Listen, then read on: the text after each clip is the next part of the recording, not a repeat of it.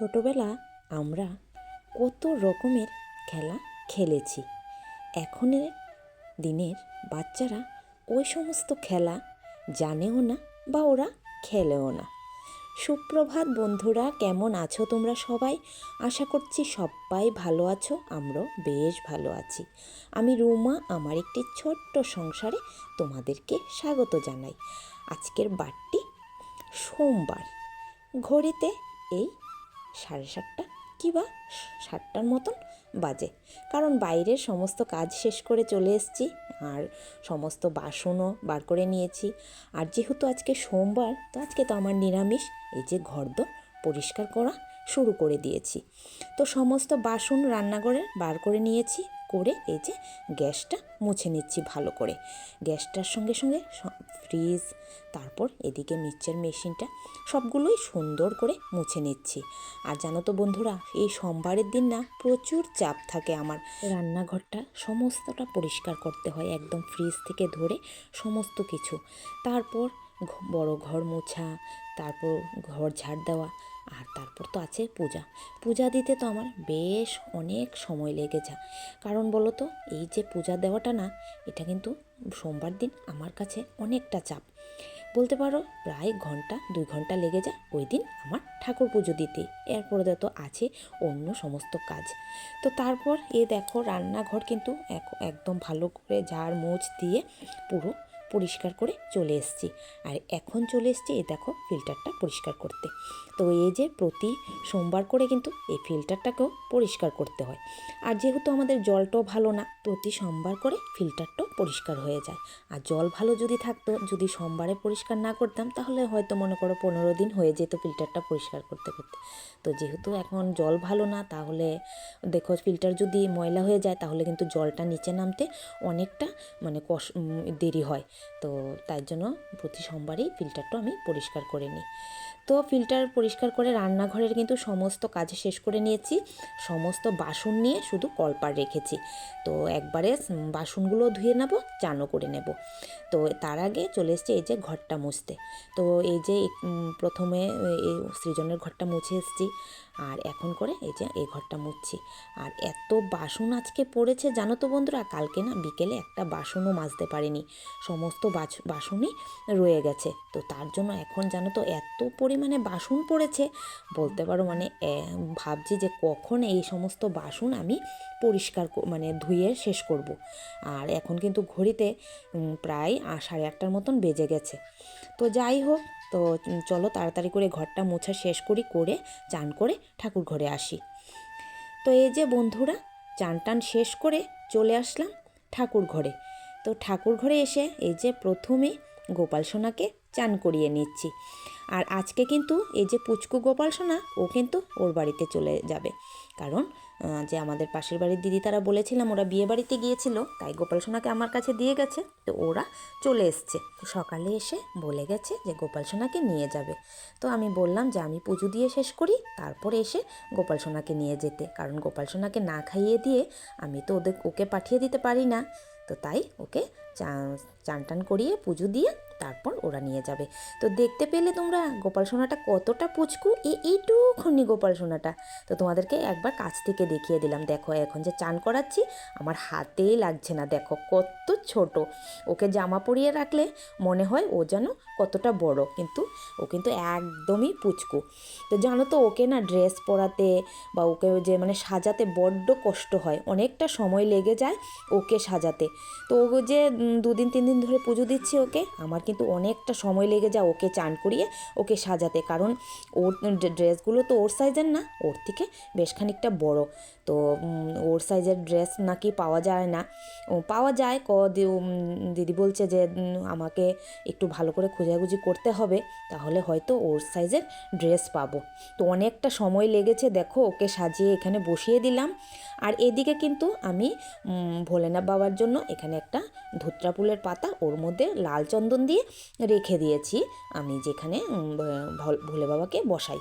তো যাই হোক, এখানে কিন্তু ফুল টুল দিয়ে সমস্ত কিছু সাজিয়ে আমার কমপ্লিট হয়ে গেছে। তো এই যে এখন আমি ভোলে বাবাকে চান করিয়ে নেব। তো প্রথমেই দিয়ে দিলাম একটু মধু, এই যে বাবার মাথার উপরে, কারণ অন্য সময় আমি কিন্তু দুধের মধ্যে এই যে ঘি মধুটা দিয়ে দিই, কিন্তু আজকে আর দুধের মধ্যে দিলাম না, আজকে এক্সট্রাভাবে একটুখানি বাবার মাথাতে ঘি মধুটা মাখিয়ে নিয়েছি।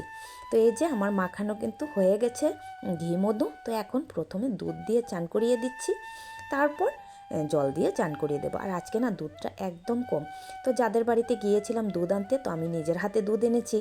যখন কাকিমা দুধ দিত তখন আছে না একটু বেশিই দিত, তো যেহেতু আমি নিজের হাতে এনেছি তো তার জন্য না বেশি একটা আনিনি, একটুখানি দুধ এনেছি। তো এই দেখো ভোলে বাবাকে চান করিয়ে মুছিয়ে এই যে বসিয়ে দিলাম ধুত্রা ফুলের পাতাটার মধ্যে। তো প্রতি সোমবার করে কিন্তু আমি এই যে ধুত্রা ফুলের পাতাটার মধ্যেই ভোলে বাবাকে চান করিয়ে বসাই। তো এই যে তারপর দিয়ে দিলাম একটা লাল চন্দনের ফোঁটা, দিয়ে এই দেখো বেলপাতা ফুল দিয়ে দেখো ভোলে বাবাকে সুন্দর করে সাজিয়ে দিলাম। তো হয়ে গেল পূজা কমপ্লিট। তারপর চলে আসলাম রান্নাঘরে। আর জানো তো বন্ধুরা, এই যে বাটিটার মধ্যে প্রথমে দুধ জাল বসিয়েছিলাম, আর জানো তো এই বাটিটা না সাইডে দিয়ে মানে একটু ছিদ্র করানো আছে, আর সমস্ত দুধ দেখছি ট্যাপ ট্যাপ ট্যাপ ট্যাপ করে পড়ছে। তো তারপর তাড়াতাড়ি করে ওটা সরিয়ে আরেকটার মধ্যে দুধ জাল বসিয়েছি, আর তারপর এটার মধ্যে একটু চা বসিয়ে দিয়েছি। তো জানো তো নিচের দিকে ওটা ছিদ্র না, ছিদ্র পেট বলতে যে বলটা আছে সেটার পেটের সাইডে এটা ছিদ্রটা। তো যাই হোক, এই যে গোপাল সোনা চলে যাচ্ছে বাড়িতে।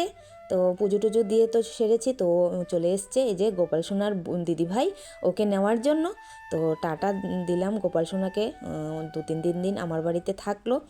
তো এদিকে গোপাল সোনাকে বিদায় দিয়ে দিলাম, আর এখানে কিন্তু আজকে একদম একা আমার গোপাল সোনা, সত্যি একা একা বসে আছে, বড্ড খারাপ লাগছে। তো এই যে আজকে রান্না করব ফুলকপির কোপ্তা, একদম নতুন এবং ইউনিক একটা রেসিপি। তো জানো তো বন্ধুরা, এই রেসিপিটা কিন্তু আমি আমার ইউটিউব বন্ধুর কাছ থেকে শিখেছি। একটা আমার বন্ধু আছে ইউটিউবে, তো আমার থেকে অনেকটা ছোট সে, তো তার কাছ থেকেই আমি এই ফুলকপির কোপ্তাটা রান্না শিখেছি। ওর ভিডিওর থেকে আমি এটা শিখলাম। সত্যি বন্ধুরা, আমি রান্না করে এত পরিমাণে মানে খেতে ভালো হয়েছে, মানে আমি ভাবতে পারিনি মানে এর ফুলকপি দিয়ে যে কোপ্তাও করা যাবে বা এতটা টেস্টিও হবে। তো এই দেখো ফুলকপিগুলোকে প্রথমে টুকরো টুকরো করে কেটে নিয়েছি, কেটে এই দেখো কাটারের সাহায্যে গ্রেট করে নিয়েছি। তো এই দেখো সুন্দর করে কিন্তু আমার এখানে সবটা ফুলকপি আমি এখানে গ্রেট করে নিয়েছি। তো এখন এটা সবটা রেডি করে তারপর তার মধ্যে দিয়ে দিলাম নুন, দিয়ে সমস্তটা নুনটা এই ফুলকপিটার মধ্যে মাখিয়ে 10 মিনিটের মতন রেখে দেব। তো এই যে এখানে কিন্তু আমি লবণ নিয়ে এই যে ফুলকপির মধ্যে মাখানো শুরু করে দিয়েছি। তো এই যে মাখানো শেষ করে দিয়েছি, তো এখন রেখে দেব 10 মিনিটের জন্য। তো 10 মিনিট কিন্তু এখানে আমার হয়ে গেছে। তো এই 10 মিনিটে ওইদিকে কিন্তু আমি এই যে আলু সিদ্ধ করে নিয়েছি, আর এইদিকে এখন দেখো এই যে হাতের সাহায্যতে এটা আমি চিপে চিপে সমস্তটা জল বার করে নিচ্ছি। তো তোমরা লাস্টে দেখতে পারবে ফুলকপিটা থেকে কতখানি আমি জল বার করেছি। তো আমি সে বোনটা যেভাবে রান্না করেছে আমি ওইভাবে রান্না করিনি, তা কারণ ওইভাবে রান্না করতে পারিনি, কারণ ও যেগুলো জিনিস দিয়েছিল সেগুলো আমার ঘরে ছিল না, তো তার জন্য আর ওইগুলো দেইনি। তো ও কুপ্তাটা যেভাবে করেছে তো সেভাবে কুপ্তাটা আমি করেছি, আর ঝোলটার মধ্যে ও কী কী দিয়েছিল সেটা আমি তোমাদেরকে অবশ্যই বলে দেব। তো এই যে সবটা জল দেখো বার করে নিয়েছি হাতের সাহায্যে, দেখতে পেরেছো কতখানি জল বেরিয়েছে। তারপর এখন আমি দিয়ে দেব কাঁচা লঙ্কা কুচি, আদা কুচি, ধনে পাতা কুচি, তারপর দেব হলুদ, লবণ, তারপর দিয়ে দেব তোমার কাছে যদি বেসন থাকে তুমি বেসন দিতে পারো, চালের গুঁড়োও দিতে পারো, ময়দাও দিতে পারো। তো আমি এখানে আমার ঘরে চালের গুঁড়ো ছিল, তো চালের গুঁড়ো দিয়ে দিয়েছি, দিয়ে সবটা সুন্দর করে মেখে দিয়েছি। তো আমি তার মধ্যে মশলা যেটা দিয়েছি সেটা হলো আদা বাটা, কাঁচা লঙ্কা, ধনে গুঁড়ো, জিরে গুঁড়ো দিয়েছিলাম। আর ওই বোনটা সেম জিনিসই দিয়েছে, কিন্তু ও দিয়েছিল কাজু পেস্ট, তারপরে কস্তুরি মেথি, ওগুলো দিয়েছিল, কিন্তু ওগুলো তো আমার ঘরে ছিল না, তাই আর ওগুলো দিতে পারিনি। তো তোমরা যদি চাও দিতে পারো এগুলো, আর নয়তো এই শুধু আদা জিরে বাটা দিয়েও করতে পারো, আদা জিরে বাটা দিয়েও বেশ ভালো হয়েছিল খেতে। তো যাই হোক, আরেকদিন অবশ্যই তোমাদের সঙ্গে বোনটা যেভাবে রেসিপিটা করেছিল সেভাবে একদম শেয়ার করব। কারণ তোমাদের সঙ্গে আমি এখন তো যেহেতু আমার কাছে কস্তুরি মেথিটাও নেই, তারপর এই যে কাজুটাও নেই, এখন আনতে গেলে অনেকটা আরও দেরি হয়ে যাবে, দোকানে যেতে হবে, তো তার জন্য আর এখন শুধু এভাবেই রান্না করে নিয়েছি। তো সমস্ত উপকরণগুলো একসাথে মেখে নিয়েছি। তো মেখে এই যে আমি এই শেপে এগুলো বড়াগুলো বানিয়েছি। তো তোমরা তোমার পছন্দ মতন শেপ দিতে পারো, তাতে কোনো অসুবিধা নেই, কিন্তু আমি এই শেপটাই দিয়েছি। দিয়ে এখানে দেখো এই যে আমি তেলে সমস্ত কোপ্তাগুলো সুন্দর করে ভেজে নিয়েছি। আর জানো তো বন্ধুরা, এই কোপ্তাগুলো আরেকটু যদি তুমি লাল লাল করে ভেজে নাও, তাহলে কিন্তু তুমি এগুলো বড়া হিসেবে খেতে পারো, খুব ভালো লাগে খেতে। আমি কয়েকটা রেখেছিলাম খাওয়ার জন্য, কিন্তু কোপ্তাগুলো খেতে গরম ভাতের সঙ্গে খুব ভালো লেগেছিল। তো যাই হোক, এই যে আলুটা তো আমি বলেছিলাম আগেই সেদ্ধ করে নিয়েছি, তারপর এই যে আলুটাকে ভেজে নিয়েছি, আর তারপর এই আলু ভাজার তেলের মধ্যেই ফোড়নটা দিয়ে দিচ্ছি। তো এখানে দুটো শুকনো লঙ্কা দিয়ে দিলাম, তারপর তার মধ্যে দিয়ে দিলাম দুটো তেজপাতা।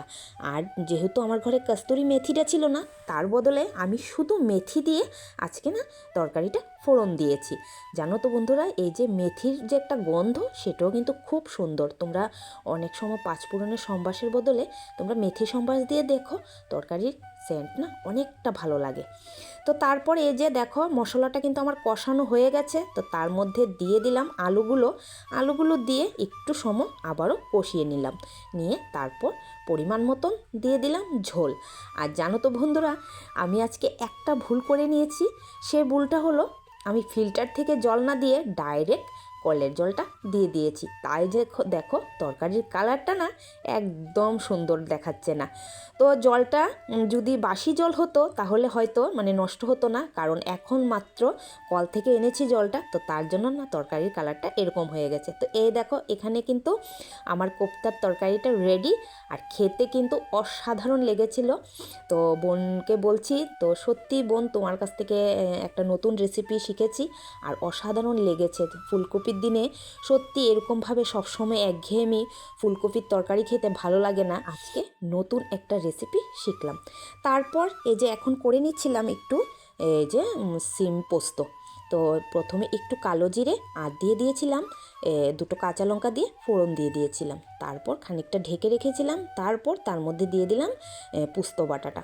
এখন হলুদ লবণ একটু মিষ্টি দিয়ে দিলাম, দিয়ে খানিকক্ষণ পরে একটু জলটা শুকিয়ে গেলে নামিয়ে নেব ভাজা ভাজা করে। তারপর করে নিলাম এই যে আজকে একটু টমেটো চাটনি। জানো তো বন্ধুরা, অনেক দিন পরে বলতে পারো এমন ডুবো করে টমেটো কেটে চাটনি করছি। তো এখন যদিও এরকমভাবে চাটনি খুব বেশি একটা করা হয় না, সব সময় চাটনি টমেটোটাকে একটু পেস্ট করে নিই, পেস্ট করে তারপরে চাটনিটা করি। তো আজকে অনেক দিন পরই মনে হলো যে একটু বড় বড় করে কেটে তারপর না টমেটো চাটনিটা করি। তো এই যে এখানে টমেটো চাটনি হয়ে গেছে, তারপর খানিকক্ষণ পোস্ত বাটা রেখে দিয়েছিলাম, তো এই পোস্ত বাটাটা দিয়ে দিলাম চাটনিতে। তো চাটনিটাও খেতে বড্ড দারুণ হয়েছিল। তো আজকের রান্নাবান্না এতটুকুই ছিল। তারপর আর মাঝখানে বন্ধুরা তোমাদের সঙ্গে কোনো রকম ভিডিও শেয়ার করিনি। তো এখন ডাইরেক্ট বিকেলবেলা তোমাদের সঙ্গে ভিডিও শেয়ার করছি। তো এখন সবাই মিলে চলে আসলাম মাঠে, আর এই মাঠে যখনই আসি তো তখনই তোমাদের সঙ্গে ভিডিও শেয়ার করি। তো তোমরা তো জানো এই জায়গাটাকে অবশ্যই তোমরা সবাই চিনো। তো এই যে এখন বাচ্চাদেরকে নিয়ে আমরা একটু খেলছিলাম, সবাই মিলে, বড়রাও আছি আমরা। সত্যি বন্ধুরা, এই যে ছোট সময় আমরা এই খেলাগুলো কতই না খেলেছি, ঠিক না বন্ধুরা? কিন্তু এখনের দিনের বাচ্চারা এই সমস্ত খেলার নামও জানে না, বা ওরা বলতেও পারে না যে এগুলো খেলাগুলোর নাম, ঠিক না? তো তাই জন্য সবাইকে নিয়ে মাঠে নেমে পড়েছি খেলার জন্য। তো সবাই খুব আনন্দ ভোগ করেছে, তো বড় ছোট সবাই মিলে জানো তো এত আনন্দ হইচই করেছি আমরা। তো এই যে খেলাগুলো আমরা তো ছোটো সময় কবাডি, বৌমাছি, তারপর বিভিন্ন নাম বলতাম, ঠিক না বন্ধুরা? তো তোমরা কে কী নাম বলতে অবশ্যই জানিও। আর আমরার বাচ্চারাও সত্যি আজকে জানতে পারলো এত সুন্দর খেলা, ওরাও খেলেছে, খুব আনন্দ পেয়েছে ওরা খেলে। তো তোমরা অবশ্যই দেখো ভিডিওটা, তোমাদের অবশ্যই ভালো লাগবে। তো অনেক ছোট সময় এই সমস্ত খেলাগুলো খেলেছিলাম, আজকে আবার সেই বয়স হয়ে গেছে, এখন খেলাগুলো খেলছি। তো যাই হোক, তো বিকেলবেলা খেলাধুলা করে এসে এই যে সন্ধে পুজো শেষ করে এই যে আজকে ইচ্ছে হয়েছে দুটো রুটি বানানোর। তো এই যে করে নিয়েছিলাম গরম জল করে আটার মধ্যে একটু নুন দিয়ে দিয়েছিলাম, দিয়ে গরম জল দিয়ে ভালো করে আটাটাকে মাখিয়ে নিচ্ছি। আর ওই সাইডে একটু তরকারিগুলোকে গরম করে নিচ্ছি, কারণ যেহেতু একটু একটু গরম পড়ে গেছে, তো যদি তরকারিগুলো নষ্ট হয়ে যায় তো তার জন্য ওই সাইডে এখন তরকারিগুলোকে গরম করে নিচ্ছি। আর এখানে আমি আটাটাকে একটু গরম জল দিয়ে প্রথমে কাই করে নিয়েছি, এখন হাত দিয়ে ভালো করে মেখে নিচ্ছি। তো প্রচণ্ড গরম ছিল, তো দেখতে পাচ্ছ আমার কিন্তু খুব কষ্ট হচ্ছে আটাগুলো মাখতে, তো তাও সুন্দর করে আটাগুলো মেখে নিচ্ছি। তো এই যে এখন আটা মাখা শেষ হলো, এখন করে নেব রুটিগুলো। তো ওইদিকে বসিয়ে দিয়েছি তাওয়াটা, আর এখন রুটিগুলো সুন্দর করে বেলে নেব। তো জানো তো বন্ধুরা, রুটিগুলো কিন্তু বেশ গোল গোল খুব সুন্দর হয়েছে। আর যেহেতু একটু গরম জলে মাখা না, তো সাইডগুলো আজকের রুটিগুলো কেন জানি একটু ফেটে ফেটে যাচ্ছে। তো আজকের রুটিগুলো না বলতে পারো, শুধু প্রথম যে রুটিটা বেলেছি সেই রুটিটা ওই সাইডটা একটু ফেটে ফেটে যাচ্ছিল। তারপর বাকি রুটিগুলো আর সাইডগুলো ফাটিনি, সুন্দর করে রুটি সমস্তটাই হয়ে গেছে। তো এই যে আরেকটাও নিয়ে লেচি নিয়ে এখন আবারও একটু ভালো করে আরেকটা রুটি করে নেব। তো ভেবেছিলাম যে সমস্ত রুটিগুলোই এমন হবে, তো ভেবেছিলাম যে না তাহলে রুটিটাকে আটটু মেখে নেব, হয়তো মাখাটা ভালো হয়নি তার জন্য হয়তো এরকম হচ্ছে, কিন্তু না, তারপর দেখলাম যে এই রুটিটা সুন্দর হয়েছে। তারপর ভাবলাম যে না, একটা রুটি বলতে প্রথম বেলেছি বলে ওই রুটিটা এরকম হয়েছে। তো যাই হোক, একে একে কিন্তু সমস্ত রুটিগুলো সুন্দর করে বেলে নিয়েছি। আর যেহেতু আজকে অনেক দিন পরে রুটি বানাচ্ছি, বেশ কিছুদিন পরেই আজকে রুটি বানাচ্ছি, সন্ধ্যার সময় সৃজনও বলছে মা অনেক দিন হয়ে গেল আটা রুটি খাচ্ছি না, একটু আটা রুটি বানিয়ে দাও। তো ওর কথায় তো আমিও বানিয়ে ফেললাম আটা রুটি। তো এটা কিন্তু প্রথম যে রুটিটা বেলেছিলাম সেই রুটিটাই তোমাদের সঙ্গে শেয়ার করছি, কারণ এইটা আরেকটা রুটি বেলে তারপর দুটো রুটি ছেঁকে বাকিগুলোকে সুন্দর করে বেলে নিয়েছিলাম, বেলে তারপর সমস্ত রুটিগুলো একে একে ছেঁকে নিয়েছি। তো এই যে এখানে একটা রুটি প্রথম করলাম, তো এখানে আরেকটা রুটিও করে নিচ্ছি। তো চলো বন্ধুরা, এই যে রুটিগুলো করে শেষ করি আমি, আর ততক্ষণ তোমরা ভিডিওটা দেখতে থাকো। আর অবশ্যই তো তোমরা এভাবে আমার পাশে থেকো, কারণ তোমাদের এক একটা কমেন্ট কিন্তু আমাকে ভিডিও করার অনেকটা সাহায্য করে। যেই জায়গাতে মনে করি যে না আমি ভিডিও করব না, আর কিছু হচ্ছে না, এতদিন ধরে এত চেষ্টা করছি কিছুই হচ্ছে না, হয়তো আর আমার দ্বারা হবে না, তো সেই জায়গা থেকে আবার তোমরা যদি একটা কমেন্ট করো তাহলে আবার যেন ভিডিও করার একটা উৎসাহ জেগে ওঠে আমার ভেতরে। তো যাই হোক, তোমরা এইভাবেই আমার পাশে থেকো। আর এই যে দেখো, একে একে কিন্তু সমস্ত রুটি আমার এখানে করা হয়ে গেছে, আর রুটিগুলো দেখতে পাচ্ছ কতটা সুন্দর হয়েছে, সবগুলো রুটি ফুলকো ফুলকো হয়ে ফুলে উঠেছে। তো চলো বন্ধুরা, ভিডিওটা শেষ করলাম। ভিডিওটা আজকে কেমন লাগলো অবশ্যই কমেন্টে জানিও। ভালো যদি লেগে থাকে অবশ্যই একটা লাইক করে দিও। তোমরা ভালো থেকো, সুস্থ থেকো, সাবধানে থেকো, আর এভাবেই সব সময় আমার পাশে থেকো।